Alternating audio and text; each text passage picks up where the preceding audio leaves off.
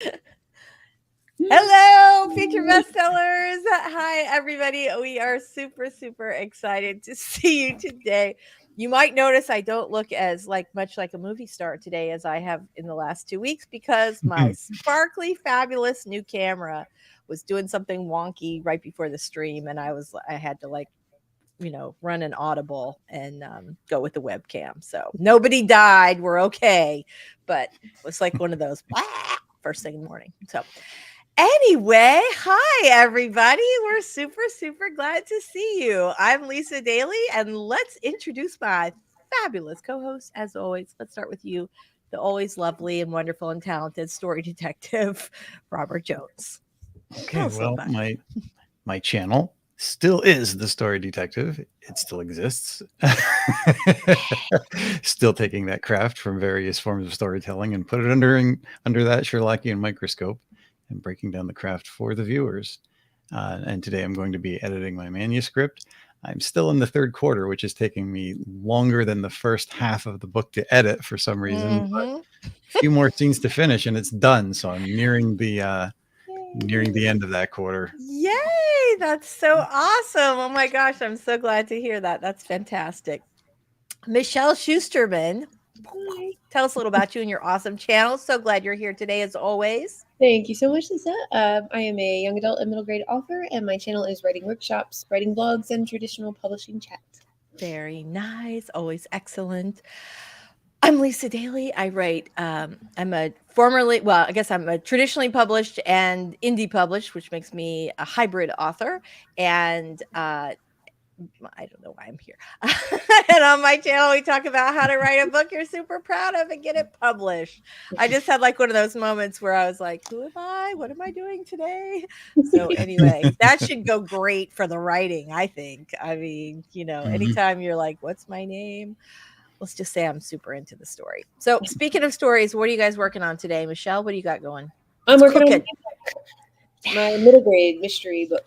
I hit 20,000 words yesterday.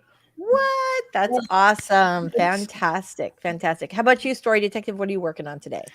I'm editing my manuscript and still moving forward with that. It was a little slow the beginning of the month, but it's picking up and moving along this week. So hopefully I'm making good progress today and continuing. Well, let's hope so. We're going to get into the writing super quick today. Let's say hi to our friends in the chat. I will be working on hockey romance today. I know you guys are like, what? But yes, I'll be working on my hockey romance book today. Mary's here. Mary, you were number 1 today. Congratulations. Awesome job. We're very happy you're here. Lady Davis, not your mama's bodice strippers, which I always think is hilarious every time I read it. Here for an hour trying to pack in one chapter. Ooh, you're good. All right. We're going to get to it quick. Hi, Devin. Super glad to see you today. Mary doesn't have to log into work, so she can spend most of her time with us. Yay. All right. Nice. I'm excited about that. Hi, BookTube Goddess. We are super glad to see you here. Hi, Regina. Very glad to see you. Hey, Cool Gamer. All right. You guys are starting the morning off right. We're very good. I'm very glad about that. All right, here we go. I am going to pop up our 5-minute warm-up sprint on the screen. Oh, I guess let's make that full screen and give us a 3-second warning here. Anyway, so let's go ahead and do our 5-minute warm-up. I almost said 5-second warm-up. So you can get your little glass of water if you need to, open your document, do all that fun stuff. All right, here we go. We are going to get started in 3, 2, 1. Here we go. Warm-up sprint.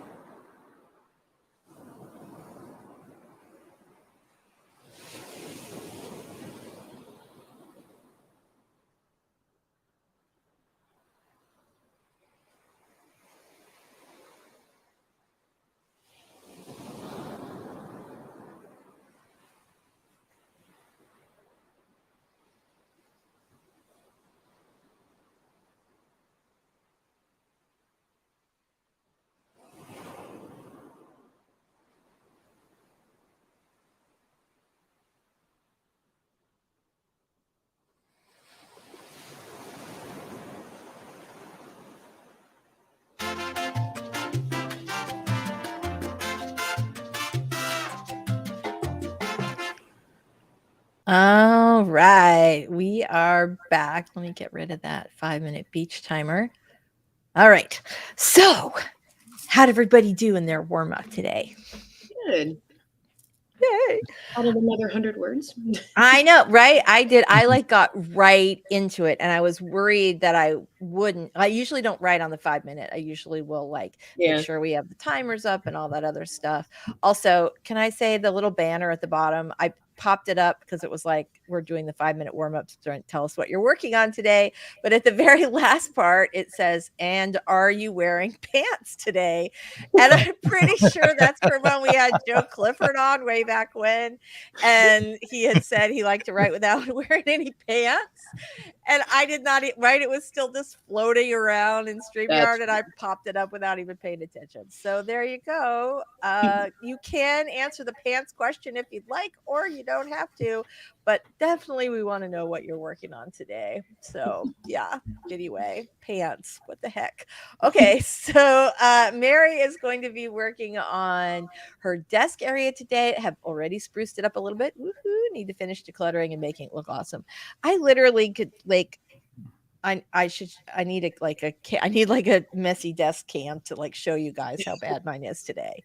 So I'm like so deep into the book right now that I just everything. It's like my whole life is like Starbucks bags and just I'm like at that spot. You know what that's like. All right. Hi, Shannon. We're super glad that you're here. Thank you so much. Lainey says pants are not required. I'm wearing a dress today, so the answer is for me, no, I am not wearing pants. I'm wearing a dress. But thank you, Lainey. Appreciate it. All right. What is everybody working on today? Did I say hi to BookTube Goddess? Hello. I did. I think I did say hello, Vixen. We are very glad you guys are here today. Yeah. Okay. So today we are going because it was kind of funny. I had a number of people send more questions in after we did our little Q&A last week. So I think we're going to do that again because it was sort of a fun thing. Ooh, Lainey says I have a bit of a breakthrough with my outline yesterday. What? And I think I seeded some good stuff for the holiday novella I want to write after this book. I love that. So Lainey writes a lot of series. And one thing I think is really cool about her work, authors paying attention, is that she's always dropping things in from one series, one book to another. So like the reader has many reasons to not just go through the series, but go through the books. Regina is wearing pants today, so that is exciting. Yay. Mary's also wearing comfy PJ pants. Regina's working on dystopian YA today. Yay. How's that going? We want to know. All right, fantastic. I'm excited to write. I know we usually do a little chit chat, but I feel like, first of all, Lainey's like, I've got an hour. We got to knock these sprints out. And I am also feeling that way, like very much under the deadline. So I'm cool to like get right to the writing if you guys are. Let's do it. Devon's finally got to a new chapter. Looking forward to where it leads me. I have sweatpants on. Dude, let's take a sweats for you. I want to take 2 votes, okay? First of all, if you're wearing sweatpants, do you consider those to be pants? I mean, I would because they have pants right in the name, but I'm just curious. Some people don't think they're pants. So there's that. I feel like sweatpants are like the moo for men, right? I mean, or ladies, right? Everybody loves sweatpants. But they're like sort of the equivalent of the moo. So that's it. Do you consider them pants? And I had another question. Oh, I forgot what it was. I'll come up with it. Oh, this is for the romance kind of thing. I had mentioned to my significant other, the horror geek, that a lot of times the ladies like the sweatpants. And he was like, you are out of your mind. And I'm like, no, I don't think it's just me. I think a lot of ladies like the sweatpants. Right? Okay, Michelle's like, yes. Absolutely. Right? So how do we feel about sweatpants, whether you're for straight ladies and gay men? How do we feel about sweatpants? Are we like, woo, hard eyes, or are we like, schlubbing it today? You know, I love them. I will confess. I do like it's like that like casual t-shirt pair of sweatpants. Yeah, exactly. Yeah. I like Yeah. wearing It's comfy for either working the mind or the body. Mhm. Indeed. Thank you, Robert. That yeah. The thing about okay. Oh, I got that already. Okay, so Regina yes. Okay. All right. Well, that's interesting. The YA book, Interesting. the YA is a book I wrote 20 plus years ago. Got a rejection letter, shelved it. She thought my hero was too young, 18, and then I met authortubers and learned that YA is legit. Yeah, it is legit. Lainey's first real job was at a sports magazine, and everyone just wore track pants all the time. Set me up for a lifetime of athleisure wear. I love that. I love that. Yeah. So this is kind of funny. That's actually sort of how, like, I've always, not always, but I've mostly lived in really warm climates. And my first like grown up job was in advertising.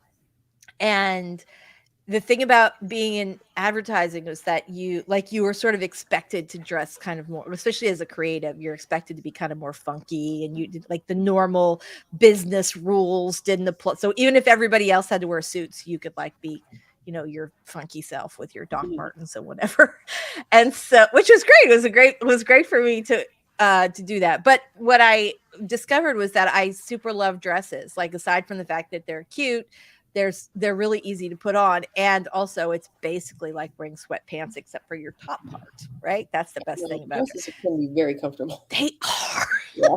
They are. They're like pajamas you can wear outside. I love them. Okay, very, very nice. Mary says, yes, sweatpants are pants. All right. Devin, I've lost 75 pounds, so they do look like bubble pants on, but they're still comfortable, but I have to pull them up when I walk. Tighten the drum. I know, but 75 pounds, there might not be enough tightening. Devin, I think you should. That's true. That's a lot. I think you should treat yourself for your incredible accomplishment. That is amazing. New pair of sweatpants. Yes. Yeah, right? We will take up if financiers are an issue for your new sweatpants, you just message me and we're going to take up a collection, buddy, because I am so proud of you. It is so hard to lose any weight at all, but 75 pounds is like, so yeah, new sweatpants for you, baby. All right. Booktube Goddess says, wearing sweatpants now, but I dislike going out in them unless it's to the gym. Only me. Yeah, I don't wear them out. I don't actually wear them ever. I'm more likely to wear leggings. Although I don't mind if Mike wears them out of the house.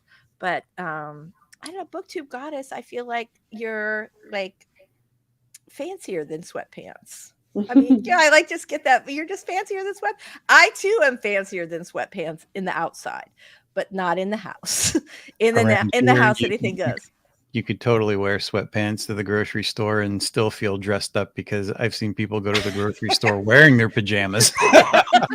Well, I will say I have on more than one occasion left the house and realized, like, just to run over the grocery store or whatever, and realize that I am wearing my slippers, because I never wear shoes. I'm either barefoot, or sometimes if I go outside, like to walk the dog, I'll like put on some little slides or whatever. But I have left the house and gone to the grocery store and then not realized till I was in the parking lot, like, I'm wearing slippers. And then you're like, am I the kind of person? Am I the kind of person who goes into the grocery store wearing slippers and a dress? The answer is yes, it is. If I'm already in the parking lot, the answer is yes. All right, there we go. Yep. Yeah, I totally get it. Well, I love, and you know, the other thing too is, I think, like, if you, okay, going back to Devin, I just have to say this one thing and then we're going to do our first 20-minute sprint. If I had just lost 75 pounds, I might wear the giant sweatpants around the house, because all the time you're like a weight loss commercial. Like, you know how they always hold out the big Devin, hold out the big pants, right? That's got to feel good. Like, anytime you pass by a mirror, you're like, look what I did. Yeah, right? Yes. Okay. Let's go ahead with that positive note in our brains right now. I'll cheer for Devin. Yay. And we are going to go ahead and do our first 20-minute sprint. Let me share our screen. Dun, dun, dun. Make this big. All right, everybody. Get those fingers warmed up. We are going to have an awesome day of writing today. I can just feel it in my bones. Okay, here we go. Starting in 3, 2, 1. Cha-cha.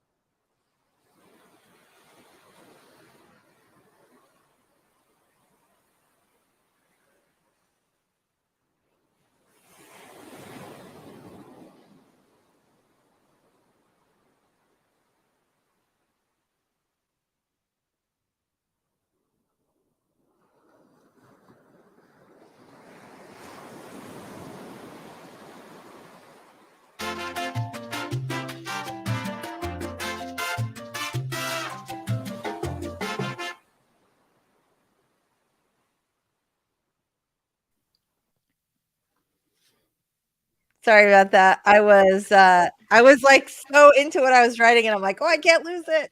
So anyway, yeah, okay. All right, hold on. Let me just like make sure that I get this timer rewound a little bit. That's like an old school term, isn't it? Rewound. I'm rewinding the timer. Okay, so here is our first question for today, and I thought like this could mean so many things. Here's our question. What is the best way to format a novel? I don't know if they mean like if you're going to indie publish, like how do you format it that way? What's the best format if you're going to be pitching it to agents or publishers? So that's probably the easiest question. We can knock that one out. Generally speaking, for submitting a novel to either an agent or a publisher in traditional publishing, you want to have 1-inch margins all around, double space so your editor doesn't go blind, and a 12-point Roman. You can use other ones, but a serif font makes it easier for them to read. And the last thing you want is for them to get fatigued when they're reading your book, and they read lots of books. So anything else with that? Yeah. So how would you do it? So I will say, if the question is what's the best way to format a novel because you're indie publishing, I know people use a wide variety of tools. I know a number of authors who use Vellum, which I actually don't have like I have some familiarity with it, but I've never used it to format anything. But I believe you have to be a Mac user to use Vellum. What I do use for formatting, not just books, but also for formatting like reader magnets for your newsletter, is Atticus, which is it's a I don't know what it is. It's like $100 or $150, but it's a Dave Chesson Kindlepreneur guy platform or software, and I really like. I was like an early adopter. I bought it really early on, and I love it. So you pay for it one time. I know some people will hire a book formatter to do all that stuff, but like it's the tools now. It's pretty easy, I think, to do it yourself. So Yeah, I'm going to assume that they're talking about formatting for self-publishing, because that seems to be a question I see floating around a lot. And in that case, find somebody who can format it for you. There's people that can do it relatively cheap, but if you do it yourself, the one thing I see a lot is boldface titles, or they'll do a fancy different kind of typeface for titles. Another thing I see is they skip a line between every paragraph. Things like this make you look like an amateur. Don't do it. Right. Well, and so, and some of the programs that, or software applications that are available will automatically correct those missteps and make it look like a real book, even if you try your hardest to screw things up. But some of them will, in fact, allow you to make some pretty egregious, and that's the thing, is like writers or readers don't like require a lot of, I mean, it's if you want to do a little ornamental break that's kind of fun and funky, like that's pretty cool, or which is like the little art piece that's sometimes between sections in a chapter, or if you want to do, I mean, you can have a little fun, but I wouldn't go crazy. Don't do like colored chapter headings, or have some rules for it. Skip a couple of lines between scenes. When you change a location, that's a scene break, and then you would skip a couple of lines. Also, indent that first sentence for every paragraph. I see people not indenting, and little things like this is just you can understand why editors will get a manuscript and look at the first page or two and toss it aside, even if it's well written, because if you're not going to look up the basic format of how to put the thing together, they're going to assume you don't know how to write either. Right. Well, this is something as far as formatting your novel. If you are, in fact, or any book actually, if you are trying to pitch it to an agent or an editor, then the way you should format the book is the way they want you to format the book. A lot of agencies have pitching guidelines or submission guidelines. Pay attention. If they say we want everything triple spaced in Comic Sans, for God's sakes, for those people, give them what they want, right? Nobody's going to ask you for that, but just in case, well, somebody might, who knows? Janet Reed's out there breaking her rules, but yeah, so just do what they ask. But yeah, they're okay. So Swinton says drafted digital does it for free. Very nice. Atticus, that's what I use. I love it, love it, love it. Very nice. All right, fantastic. And for those that don't have these programs, I don't know if it's still in print, but Writer's Digest book used to have a book that would show examples of formatting novels, screenplays. It was a little hardcover book that just gave you examples on how to format different types of manuscripts. And I think that was very useful. That's really nice. Well, if you have a friend who has Atticus, see if you can, get at least like a little sample thing, because they have a ton of like, not to make this into an Atticus commercial by any stretch, but they have a bunch of templates. So whether you're writing sci-fi or romance or mystery, you can find something that sort of fits that look, and they will take a lot of the guesswork out. So that's nice. But it's a good, it's one of those things where that tool makes it so easy that once you figure it out, you don't have to keep going. All right. So I'm interested in Lainey. What do you do? Because I know you indie publish. So do you have a formatter? Do you use Vellum, Atticus? What are you doing over there? And in the meantime, I'm going to get our next sprint up, because let's do some writing today. All right. Hold on. Here we go. You'd think I'd be better at this after however many years we've been doing it, but no. All right, guys. So we are going to do another 20-minute sprint, and our next question is a really interesting one. So I'm excited about that. If you have a question, drop it in the chat below, but we are going to get going for another 20-minute sprint. Here we go. Get started in 3, 2, cha-cha.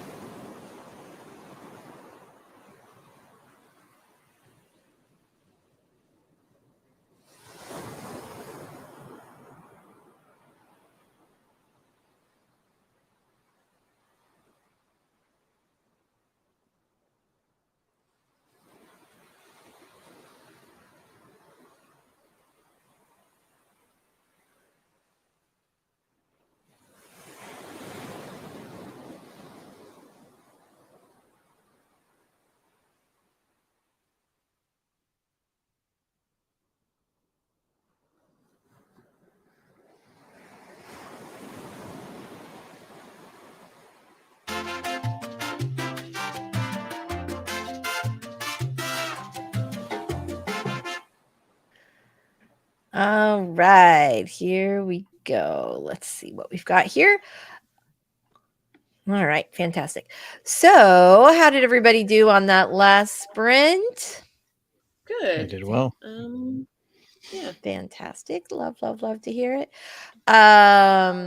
Ooh, we have a good question here. Regina says, as Regina, oh, hold on, I've got like some weird thing that just popped up because I can't manage two things at the same time. I think that we have well established that now. I just cannot multitask. Okay, back to here. As Regina Duke, I made the USA Today bestsellers list and I use it on my covers. If I write under a different pen name, is it okay to claim that status or not? Opinions, rules. I think it is okay to I would say, think so. yeah, you are a best-selling author and you use two different pen names. I don't think you have to have just in the same way that you have, like, you would say USA Today best-selling author across all your books, even if they're not all best-selling books, not all USA Today best-selling books. Can we just say a quick, like, for the USA Today bestseller list going away? Okay.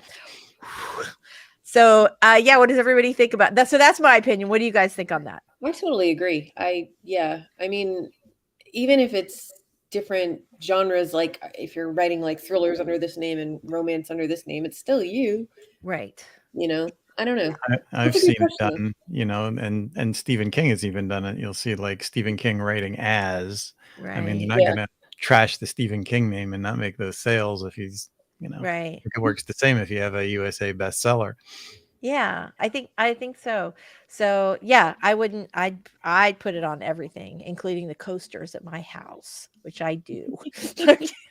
I don't, but I am. I don't know if you guys know Renee Rose. She's like one of my clients, but she sent me this for Christmas that says millionaire author on it. So I've been sipping my water out of my millionaire author little. I think it's actually supposed to be like a wine cooler, but it keeps ice water super cold, so I really love it. So, all right, anybody else would like to weigh in on this particular question? I think it's a really good one because a lot of times people don't, they don't know about, that you write in two different pen names. So, but you've earned that USA Today bestseller status. So I would stamp it on your forehead and put it on every book you have, pen name or not. And if anybody's like, I don't see Schmedley Bajuba on the USA Today bestseller list, you can just say, well, I hit the list as Regina Duke, but I seriously doubt anybody's gonna, like, yeah, I think you earned it, you deserve it, put it all over. Okay. Regina also is like, got started on the last 3 chapters outline. Yay. All right. I know, right? USA Today list. Ugh, heartbreaking. I keep hoping it's going to come back. I did like a little video on it where I was like, please write to USA Today and tell them we need the list. Because it's one of the things that's so disappointing about us not having the USA Today list anymore is that it was the one list that was, a national popular list based on sales and not actual sales and not the magical witchcraft and favoritism that you might find over at other publications. New York Times. Who shall not be named. So JC is here today. Hi, JC. We're super glad to see you today. That's an idea. You could definitely do that. But I don't think you have to either way. Eva's here. Child slept in today. And it's the first time I got to sleep without mom guilt for sleeping in. What? That's a magical moment. I'm so right. Yeah. I am so glad to hear that you got some extra sleep today. You deserve it for sure. Right? Yes, absolutely the truth. Absolutely the truth. All right, let's see what our other Eva's like. Sleep, glorious sleep. All right. I'm in such a mood today, you guys. I don't know what it is. Okay, so that was a great question from Regina. Here's our next one. This was such an interesting question. I never considered it someone asked me, what font do you write in and why? So let's go around the room. Robert, what font do you write in and why? I write in Times Roman now. I started out with Courier. I was told to either use Courier or Times Roman. And a few years back, they were saying Courier more resembled typewriter font, and that's what a lot of editors were used to. Ah, that's interesting. Well, I always say publishing is a quill and ink business. So if you want to go back to what, what they're like used to, I think that's absolutely fantastic. And I love Courier for that reason, because it looks like a typewriter a little bit. So, okay. How about you, Michelle? I use Times New Roman. Do you? I mean, it's just I don't dislike it, and I know I'm gonna have to format it that way anyway when I turn it in. I used to years ago I would like play with like Garamond or some other ones just for me, but I would always change it to Times New Roman before I sent it. Before you turned it in. I know, I was the same way. I used to always write my books in Bodoni, which is probably the typeface most recognizable is the Breakfast at Tiffany's font. And I love, it's a beautiful serif font. I've always loved, that has always been my favorite font. Love it, love it. But that was when I was writing in Word or some of the other programs that I've used over the years. I now write more in Google Docs, and weirdly enough, I have just been writing lately in whatever the default is, Arial. I'm not sure why that is. I know. I was like, I hadn't thought about it, but I think this is the first time in a really long time that I haven't written my book in Bodoni. Maybe that's why I've had all the struggles this year with the writing. It's that I've been using the wrong font all along. Well, the comment section is going off. So I'm excited about that. Did I already ask you, Robert, my brain today? Yeah. And okay. I would also add to that and say that if you're going to self-publish, use Times Roman just because it's prettier and it resembles, more of what you would see in print. Yes. The one benefit between Times Roman and Courier is if you have like a long manuscript, you can fit more words on a page with Times Roman, so it might shorten it a little bit if you're going to traditionally publish. Right. And you could also maybe pad it a little bit with Courier because you can get less words on a page. Which I'm pretty sure every high schooler knows that you can slightly change the font or the kerning or whatever and get like your paper to be a little bit longer, a little bit shorter. Yeah, that's a good one. Okay, so let's see. So, but yeah, absolutely. When I say like I would write in Bodoni, I absolutely would like format the final document in Times New Roman. So Eva says Times New Roman, Regina Times New Roman, Mary Times New Roman. Absolutely. Very, very nice. Heather Times New Roman. All right, you guys. So we've got it. Eva says, I don't think I mind which font. I just hate it when fonts are the same. Like when I copy paste out of Scrivener, I didn't realize they weren't the same. Yep, I totally get that. Same. Very nice. Regina says, sometimes when I need to change things up, I will use Comic Sans. So there is so it's interesting that you say that because most people really hate that font, although it was very popular for a while, like 10 years ago, like for everything your mother sent, right? My Aunt Jerry still does. My crazy Aunt Jerry still sends little notes in Comic Sans sometimes, which is kind of sweet. But there's some anecdotal evidence that Comic Sans makes you write faster. And I don't know if our brains are like, get away from that. And you just go faster. But I think there might be something to it. Regina, I'm dying to know what made you start using Comic Sans. Was it the extra speed bonus, or do you just like the font? Or I'm dying to know. But I think that's really interesting. Personally, if you're not going to print it out, if you're reading everything on a screen, changing up a typeface can give you a fresher view. It can. Sure. I do edit in Comic Sans sometimes.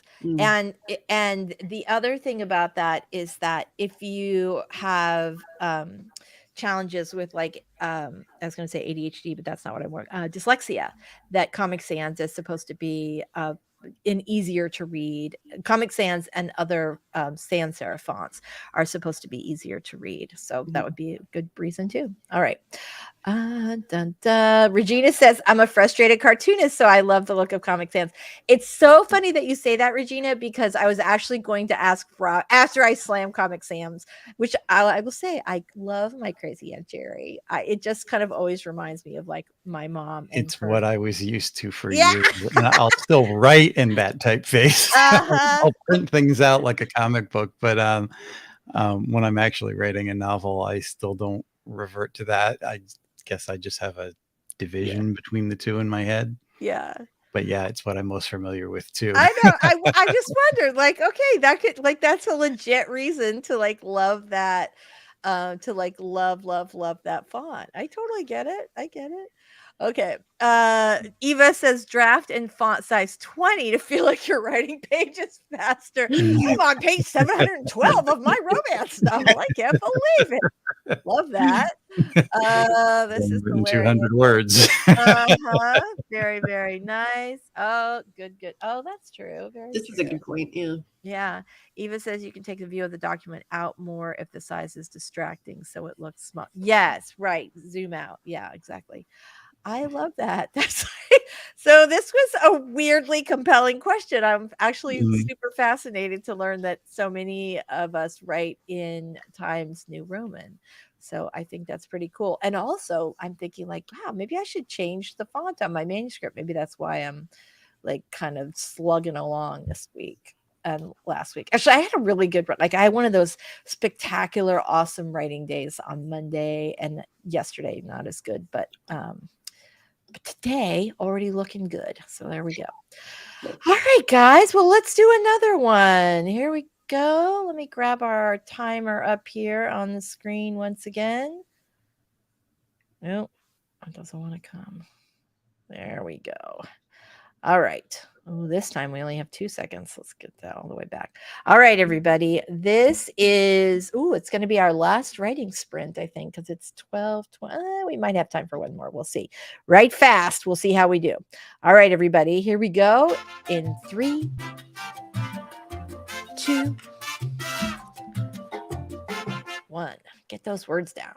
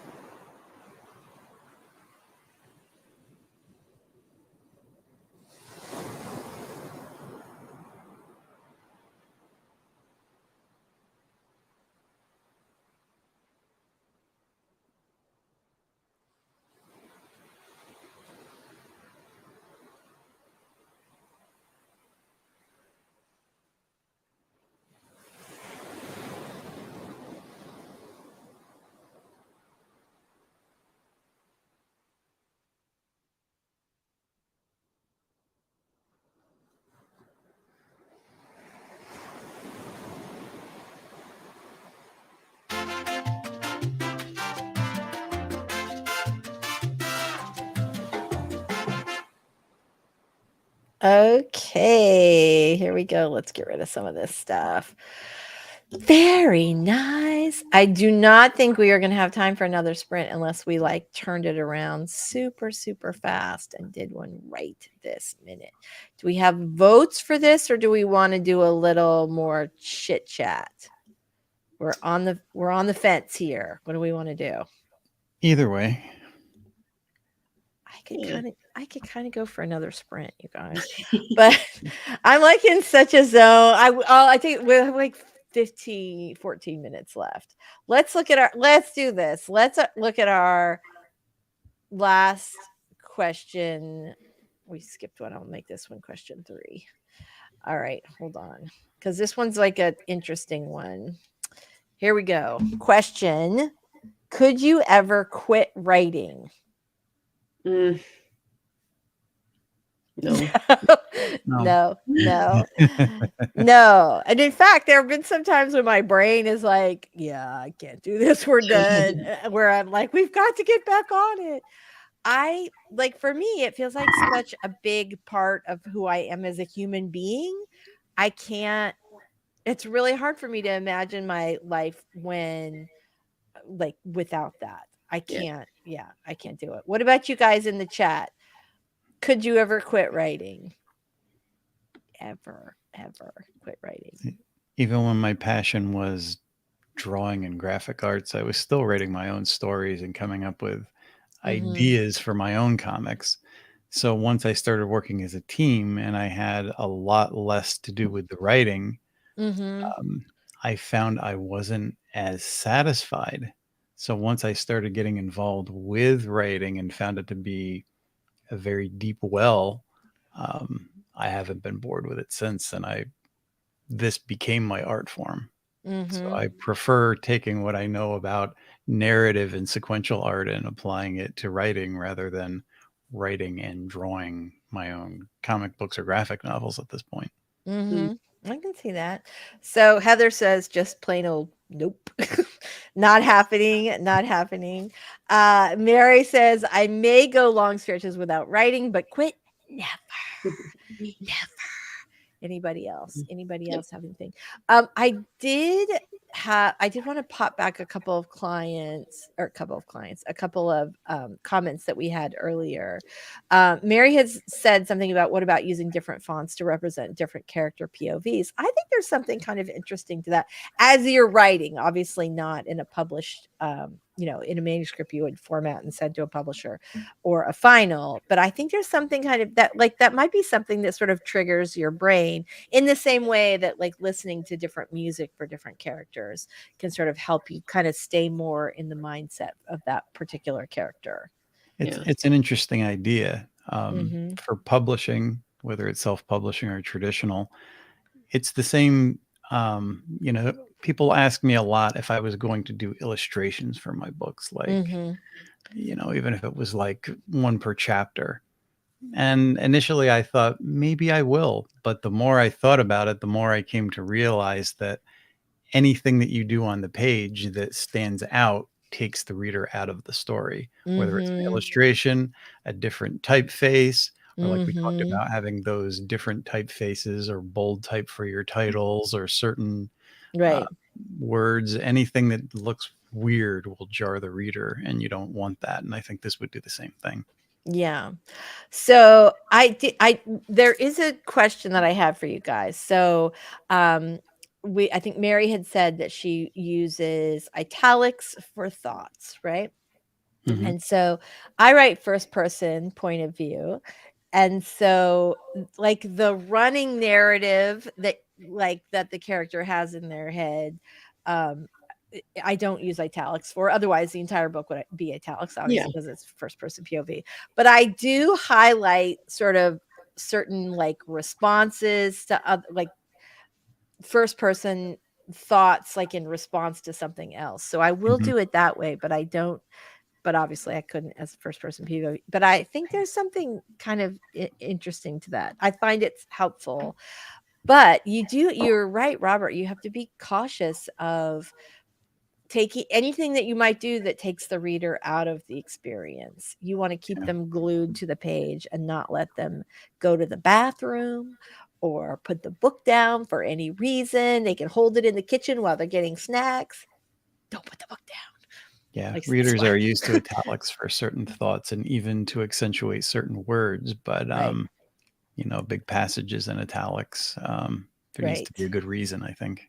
Yeah. Oh, absolutely. Yeah. Like I can see it as, I mean, you're right. You have to have a good reason for it. So sometimes if there's something from the past, or if I'm like, I'll use italics to do, in fact, I just use them like because my character is reading a text message from someone. Mhm. And so that's like a good way to, you know, rather than like, it feels weird in a text message to put it in quotations because the person's not speaking. Right. Yeah.